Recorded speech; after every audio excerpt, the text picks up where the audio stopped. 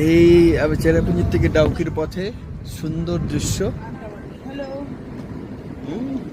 এই সমস্ত গাছ, সুন্দর সুন্দর পরিবেশ। আহা হা, কি পরিবেশ! দেখো দেখো, মন ভরে খালি দেখে যাও, দেখার জিনিস খালি। এই দেখো, এখন রোদের দিকটা পড়ে গেছে।